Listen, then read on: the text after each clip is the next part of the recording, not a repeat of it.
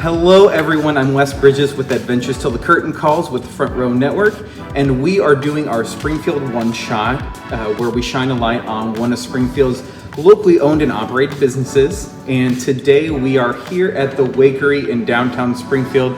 Literally, I'm gonna let this lady pass because, literally right across from the old Capitol here in Springfield, Illinois. So wonderful location. But I am also sitting with the owner-operator, Elizabeth Ross Wake. Thank you so much for joining us today, Elizabeth. Thanks for having me. Not a problem. So, we got a couple questions for you. We want to learn more about your business. So, what were you doing before you pursued the idea for the Wakery? I was actually a graduate student at UIS, so I was working on getting my master's in public administration. I can testify to that as we were in some classes together. What kind of gave you that inspiration to open the Wakery? So a couple of things. One, being a graduate student, I needed a place to study late, to work on my papers, to do my research, and I kind of need a little bit of like ambient noise around me, and so I really like going to like a coffee shop. And I realized very quickly that a lot of our local places closed at like 2 or 3, and so I just felt like that was a big need. And then also while I was in grad school, I got pregnant with my first child, and there just weren't very many like fun options for either going out, or even if you like have Thanksgiving or Christmas dinner or have a party, or you go to something and it's like, thanks for the juice box. Okay, great. And so I just thought that it was a lovely combination of two things that were needed in Springfield. And with my graduate program, there were a lot of things that I was able to apply. So stuff like fundraising and marketing and HR and even like policy, because to do a business in downtown Springfield, you have to know the laws and policies of business owners. Right. So a lot of it played into it and factored in, and it just kind of seemed like a nice mesh of all of my talents. Wonderful, fantastic. I could definitely state that the sources for learning all these skills at UIS were wonderful. Little local plug for UIS as well. But so what gave you the inspiration to open the Wakery? So you said that you were looking for somewhere with the ambiance, with somewhere that's open late for you to do your studies, but what specifically inspired you to open the Wakery? Well, it probably goes back to, as I was dating my husband, we would go on a date, we would maybe go to a live theater show, or go to another plug, go out to Muni or the Hoagland or whatever, and then we wanted something else to do, and we just always ended up in a bar. Okay. And I felt like this is not super healthy. I don't personally have anything against drinking, but I felt like there had to be cool alternatives that were not revolving around alcohol. Okay. So in my past life, I worked at a bakery, and I was a front of house manager for a bakery. So I sort of knew the ins and outs of managing like a kind of small restaurant, coffee shop, bakery. I had a lot of experience with different flavor profiles, and I have had experience in sustainable agriculture. So even like cooking and herbalism and using these different like natural flavors to do things. And so it just kind of seemed like these were things that I knew how to do, and this was something that I wanted. And I was invested in Springfield. My husband and I decided this is where we were going to make our long-term home, and thought, you know, if this is something that I want to see and I have the talents to do it, why not me? Sure. Are you and your husband, so you're not both from Springfield, but you've chosen to make Springfield your home? We actually are both from Springfield. Oh, okay. Well, he grew up in Cantrell. I grew up in Springfield, but I moved away like a million times. I mean, I have lived in multiple different countries, multiple different states for years at a time. It's not just like, oh, I'm gone for 2 weeks. It's like, lived in El Salvador for a year, lived in Costa Rica for a year, lived in Texas for 4 years, lived in Michigan for 4 years. Like, just kept coming back to Springfield. So kind of leading into that, you've been in these other countries and other states. Have you seen any other kind of concepts that you maybe drew, some aspects of the Wakery from, or is this you're like, oh, I'm seeing nothing but like bars and cafes, nothing of a real non-alcoholic nature for somewhere to be. There was one that I was able to visit in Grand Rapids, Michigan, which is where I went to undergrad. Okay. And it was more of like a daytime, it was sort of like a big like cafeteria setting with a bunch of different restaurants in it. But they had non-alcoholic spirits. And this was the first time that I realized that there were actually like spirits, like you can make cocktails that still tasted like the actual cocktails, but they were non-alcoholic. I had heard of non-alcoholic wines and beers, and I had tasted a few of them, but this was really the first time that I was like, Sure. I could make a really good, like adult tasting drink and just not have the alcohol. Right. But that was the only one that I had experienced, so I started looking them up, and they are few and far between. There's not a whole lot out there. So, I mean, you could almost claim that you're a pioneer in this, I guess I would say, genre of the comfort business, because this is, I guess, what would be bars and food would be comfort and food. Absolutely. Yeah. I am the first in central Illinois. There are a couple in Chicago, but there's not even one in St. Louis. I've had people travel to Springfield and tell me that they made this their weekend. Stayed at a hotel in Springfield, like spent the weekend in Springfield. This was the destination. Well, that's already got to be exciting that people from other states are coming here. Wonderful. What was the process for you to go from your dream to your realization? So I started with just with that big question of, am I the only person who wants this? And I wanted to make sure that the general public was also invested, because if you don't have customers, it's not going to make it.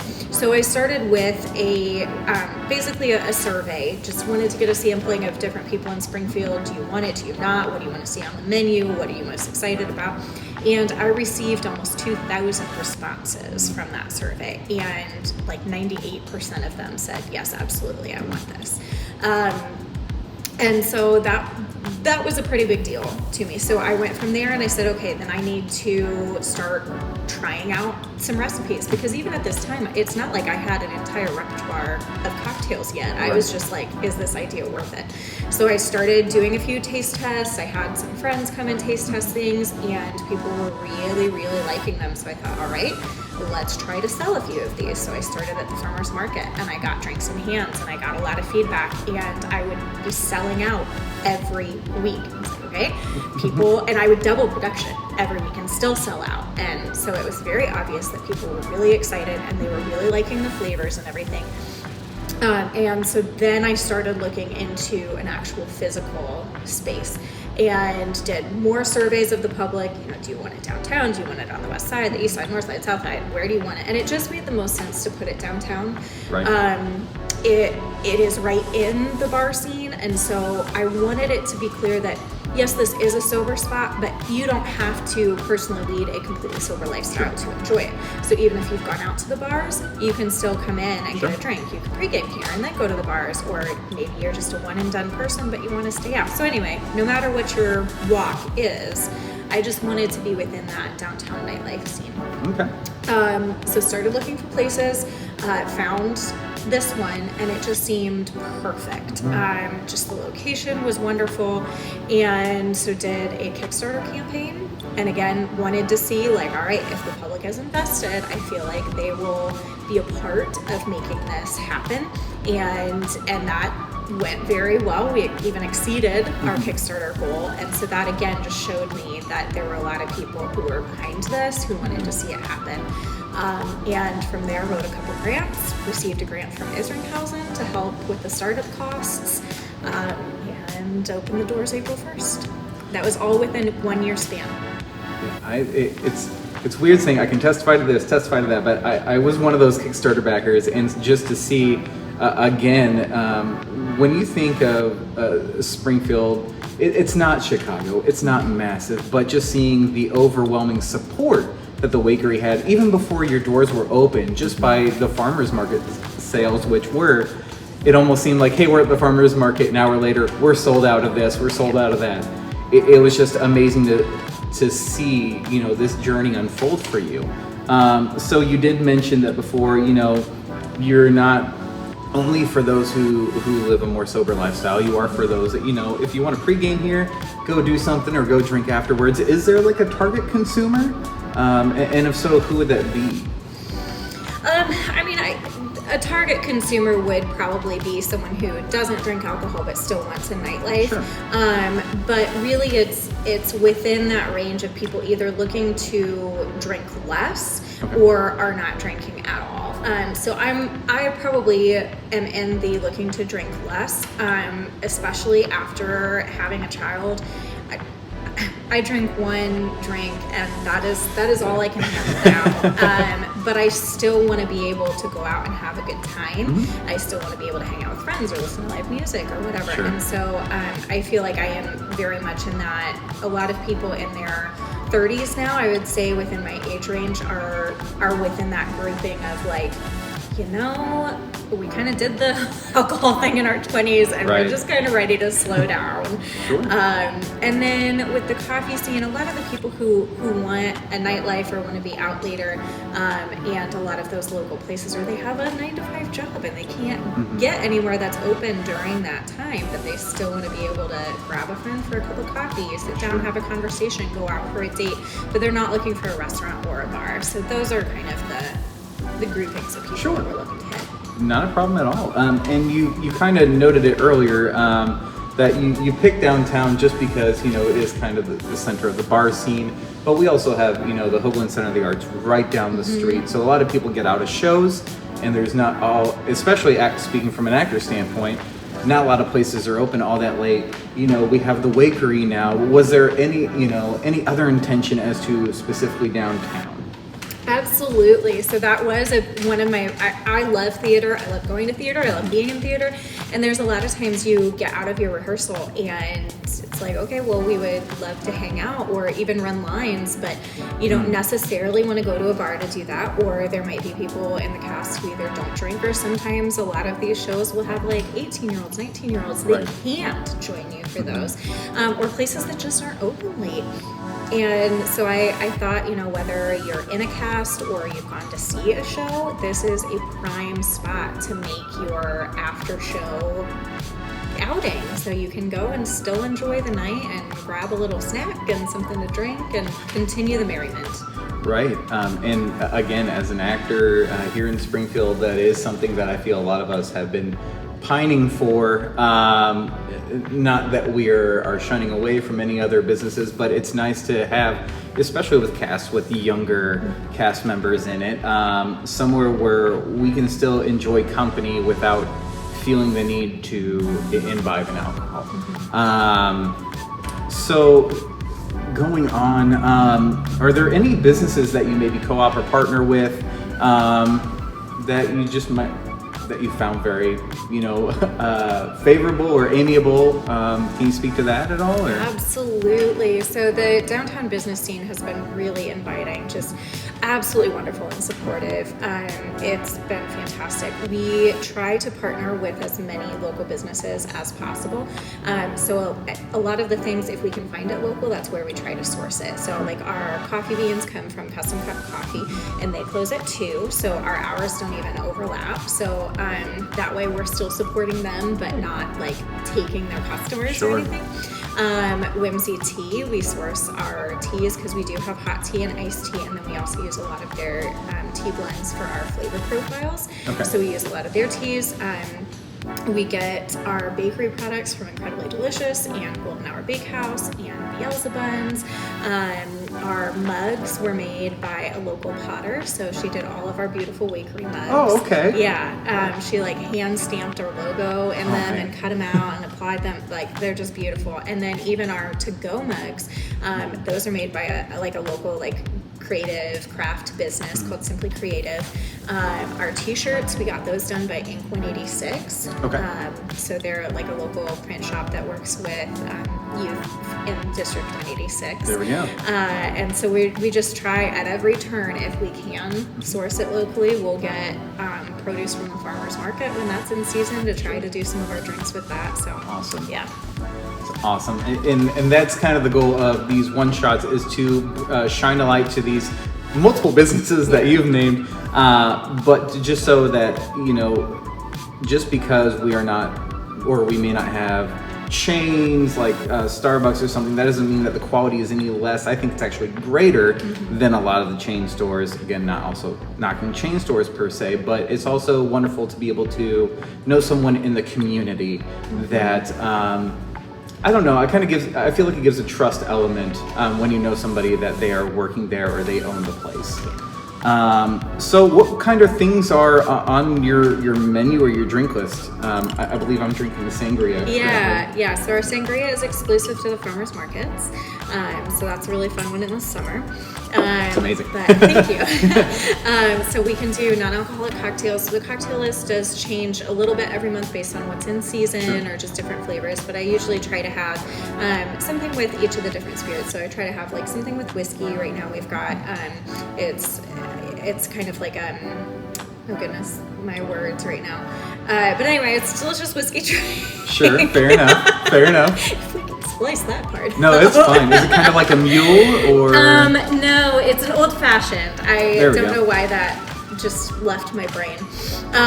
So we've got an old fashioned on the menu. We've got a margarita. We have like a bee's knees, which is like a gin drink. We can do like bubbly stuff. I've got bubbly wines. I have red wines. I have beers. So I've got like stouts and IPAs and golden ales and like a lot of things. If you can think of it in alcohol, I can probably source it or make it. Fair enough. But then we also have coffee drinks. We do like a shaken cold brew. I do a really good chocolate chai cold brew and a London fog, which is like an Earl Grey tea mixed with cold brew. So it's, sweet and just delicious.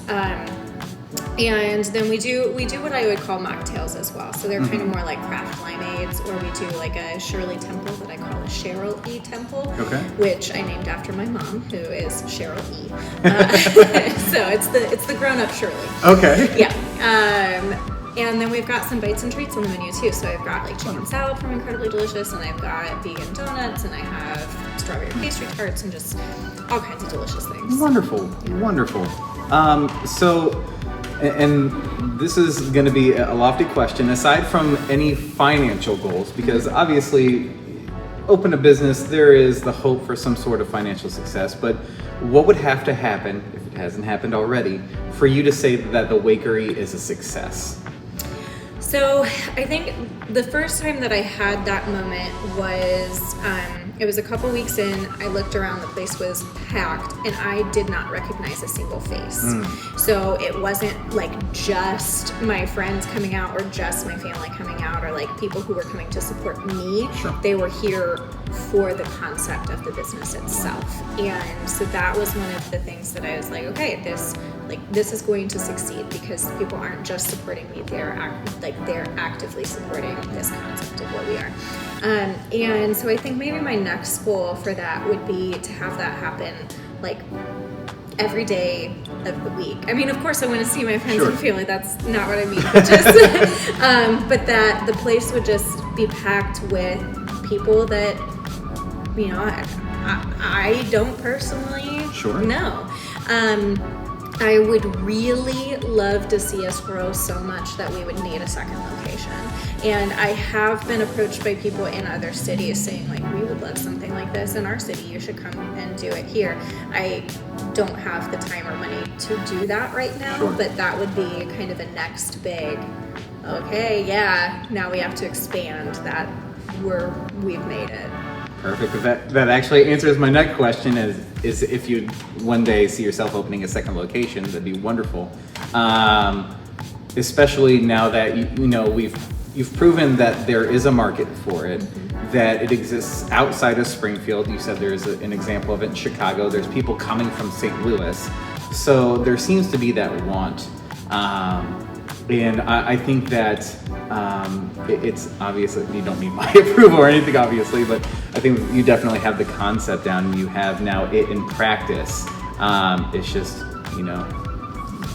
getting going because it's still pretty early in the life of the Wakery. You've been open how long? About 7 weeks. 7 weeks. And I see just posts from my friends on Facebook, that they're here or they went to an event here. So still so exciting to have the Wakery here now. And you stated earlier, and I know for a fact, that you are a theater fan. Yes. So what is your favorite musical? We'll answer that first. What is your favorite musical? Okay, it has been for several years and probably will continue to be for a while. Hamilton. I'm just obsessed.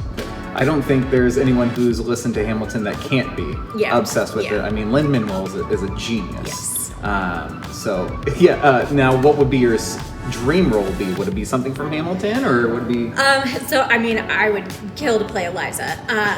But I think so. My favorite musical, not necessarily on stage, but in film, was The Little Mermaid. So that was I was absolutely obsessed as a child. I was in The Little Mermaid when we did it at Muni, and to be Ariel in The Little Mermaid would make all of my childhood dreams come true. At the time of this posting, the Little Mermaid movie has just come out. Have you seen it I yet? have not. I'm planning to go see it on Monday. There we go. Yeah. There we go. Wonderful. And now, where can people find the Wakery, both physically and online? Absolutely. So our physical space is on 5th Street. So we're in between Washington and Adams, right across from Old State Capitol. And you can also find us at the farmers markets. So on Saturdays, we're at the farmers market downtown. But then online, you can find us at springfieldwakery.com. You can also find us on Instagram and TikTok and Twitter and Facebook, all of those things under Springfield Wakery. Wonderful. Well, that's all the time we have today for Springfield's One Shot. I want to thank you again, Elizabeth, for joining us. We hope that you all watching have a wonderful day, and remember to support your locally owned businesses. Thank you.